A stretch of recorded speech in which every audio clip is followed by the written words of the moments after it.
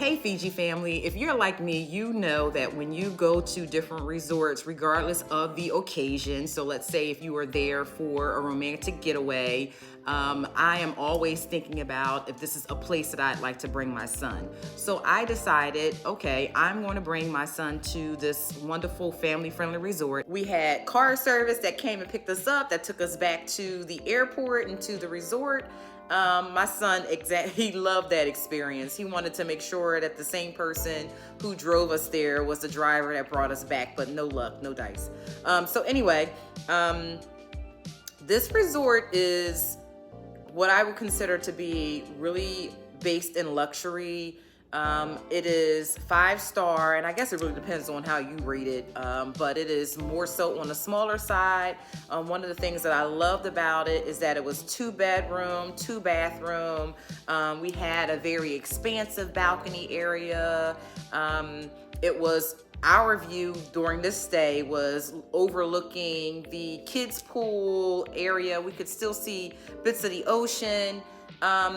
And we were in a villa, so it was really nice, and I couldn't wait to share this experience with my son. I just love the intimacy of it. I love how the cleanliness of the actual resort. I love the food and the options that they have there.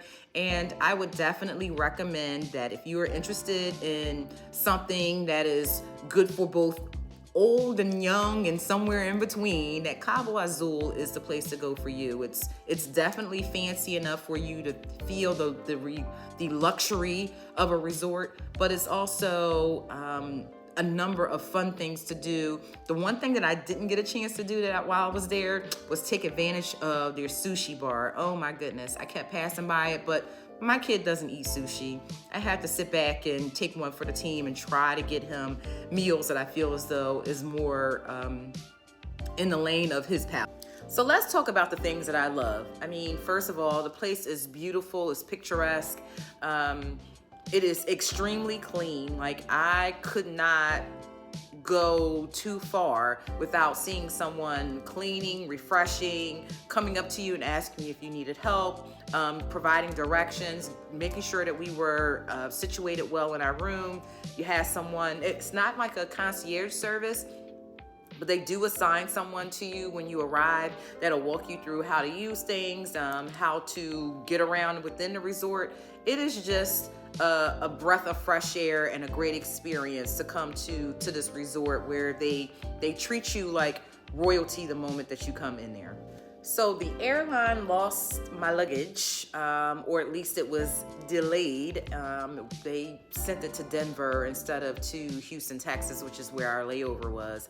Anywho, I had to be resourceful and try and find my essentials, but when I tell you that they had an on-site store that had, anything that I needed, from toothbrushes, toothpaste, deodorant, any of my other personal toiletries that I like to have, it was pretty much a very well-stocked place. They also had shops within there where I was able to get swimwear, clothing, and things of that nature. And if you hold on to your ticket, you are able to use that in order to be reimbursed by the airline, because it's their fault that they misplaced my luggage.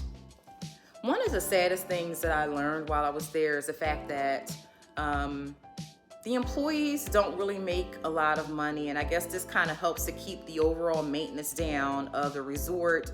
The maintenance fees, shall I say, that are being passed on to people who are members, or people who are part of any type of program that allows them to come there and stay there. By the way, Cabo Azul is now part of Hilton, so they may at some point in time make it a Waldorf Astoria. But getting back to the point that I was trying to make, the fact that I found out that the employees don't make a lot of money. I heard something like $8 a day. I had to go back to the ATM and get more money out to be able to tip better. Like, I'm already a good tipper, as a matter of fact. I'll be honest with you in saying that as a Black woman who travels with her child and travels with her friends and travel with loved ones, that I'm an over tipper. I probably overcompensate for the stereotype and the stigma that's out there regarding Black women and Black people in general. So I make sure to over tip to begin with. But hearing that these people who worked so hard to bring us the level of luxury that we were living in, and every time I turned around, there was someone cleaning, there was someone doing something to make sure that this place was pristine. And it just didn't sit well with me to know that these people made such low wages to bring this luxury and joy to us.